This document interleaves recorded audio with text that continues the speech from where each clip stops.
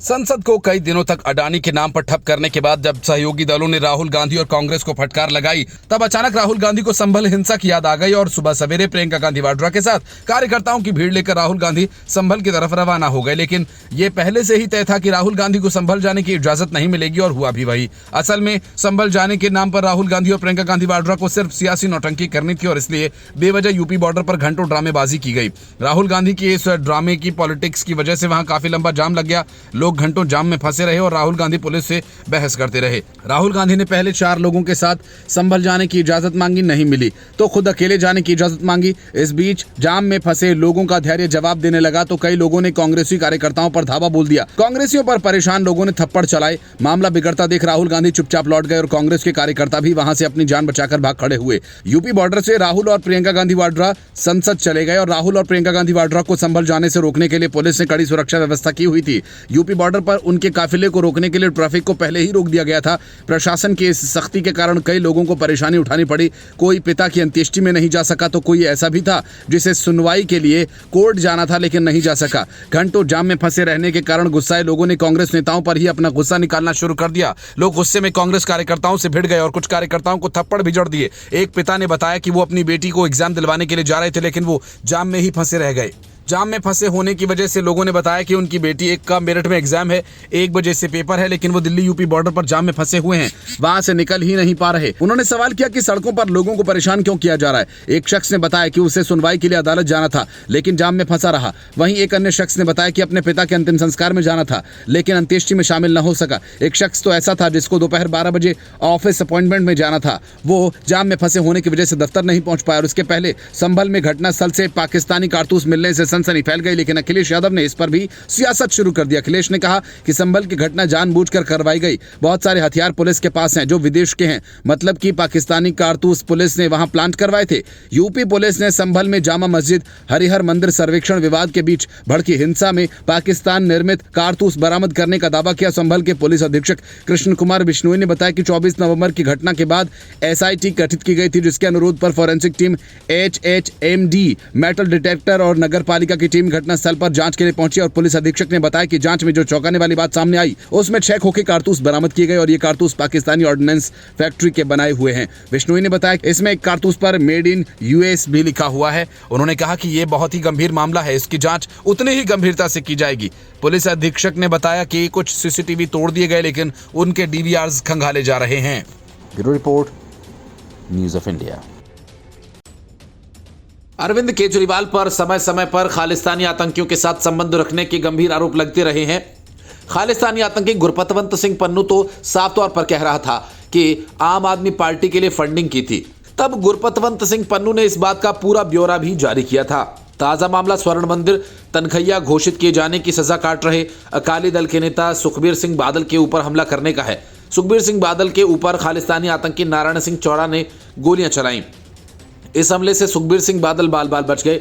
ये वही नारायण सिंह चौड़ा है जिसने तत्कालीन CM बेअंत सिंह के हत्यारों को जेल से भगाया था।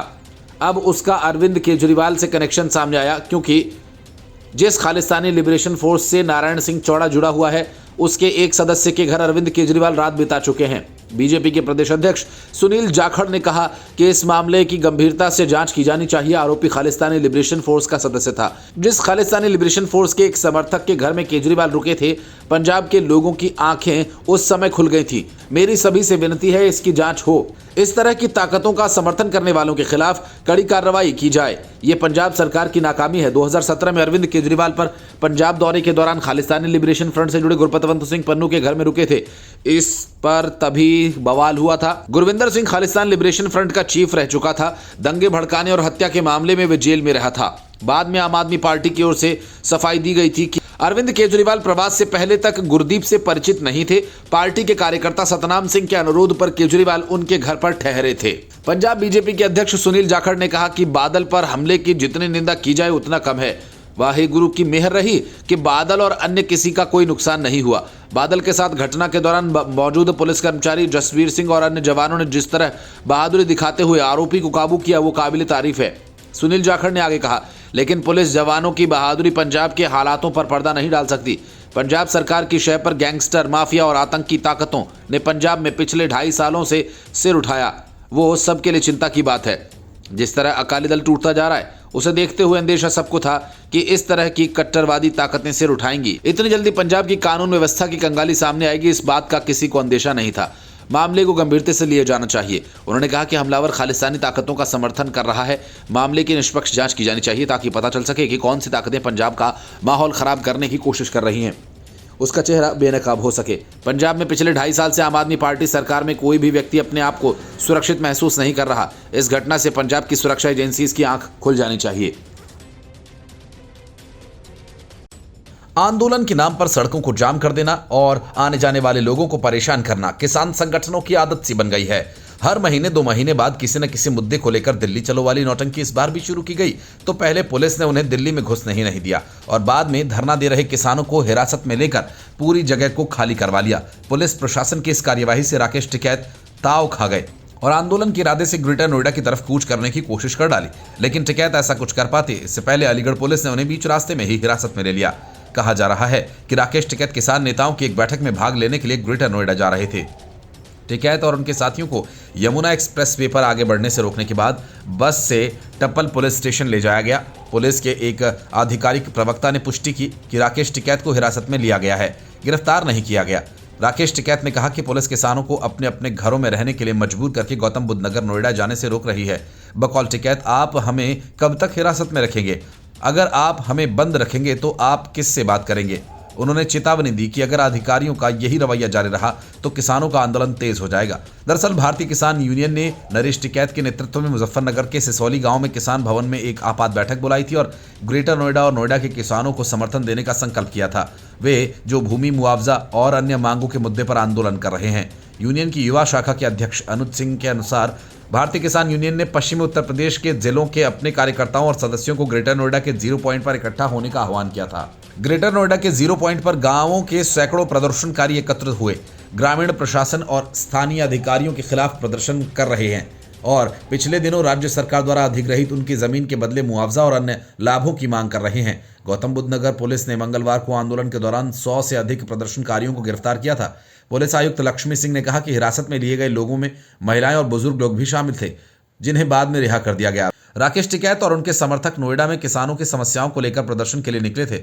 उन्होंने भूमि अधिग्रहण, मुआवजे और किसानों की जमीनों पर कब्जे के मुद्दे पर सरकार से तत्काल कार्रवाई किए जाने की मांग की थी। टिकैत के नेतृत्व में किसानों का काफिला यमुना एक्सप्रेसवे से नोएडा की ओर बढ़ रहा था, लेकिन पुलिस के द्वारा बीच में ही उन्हें रोक दिया गया।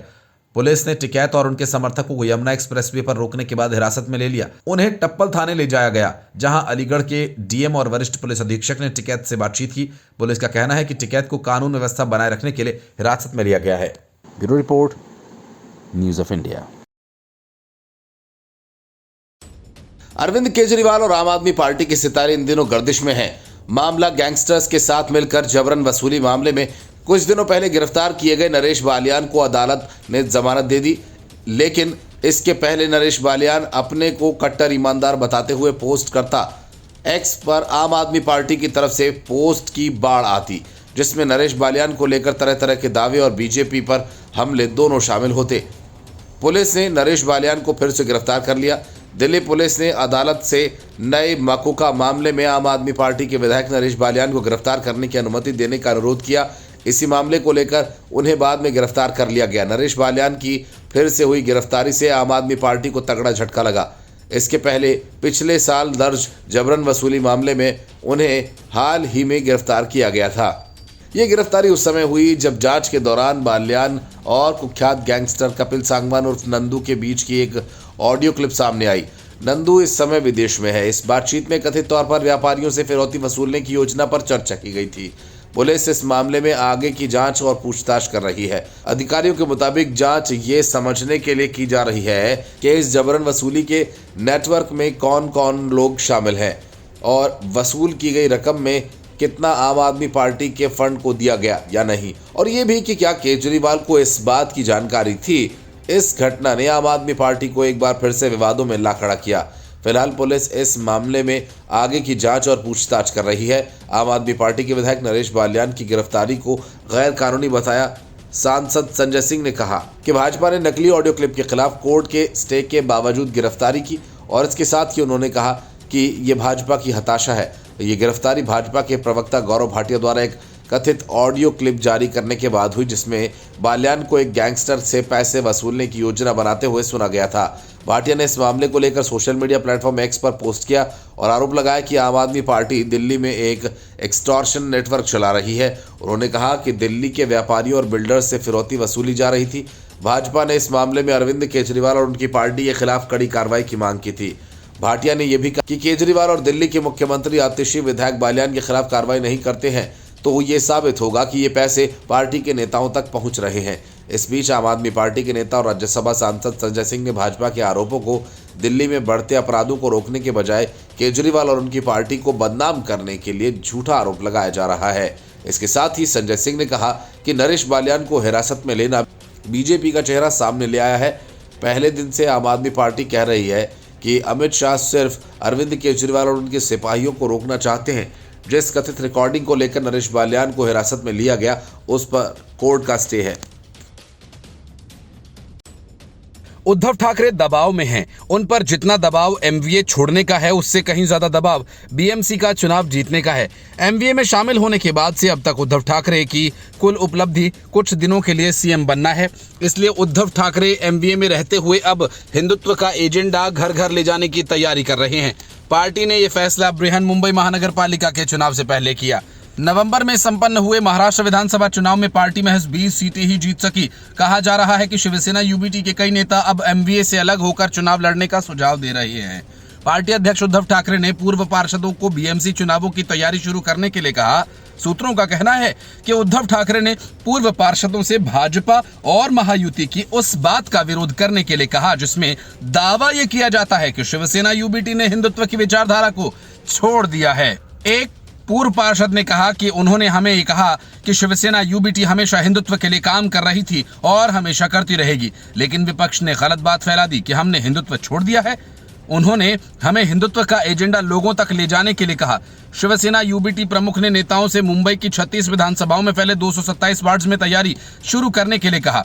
सूत्रों का कहना है कि अधिकांश विधायकों के बाद अब पूर्व पार्षद चाहते हैं कि शिवसेना यूबीटी को बीएमसी चुनावों में किसी गठबंधन का हिस्सा नहीं होना चाहिए। खबर है कि उद्धव ठाकरे ने पहले उन्हें जमीन पर काम करना शुरू करने के लिए कहा और पार्टी ने मुंबई में चुनाव की तैयारियों के लिए विधायकों, नेताओं और सचिवों और संयोजकों को भी नियुक्त कर दिया है। शिवसेना के एक पदाधिकारी का कहना है कि निकाय चुनावों के लिए 18 पर्यवेक्षकों की नियुक्ति की गई है।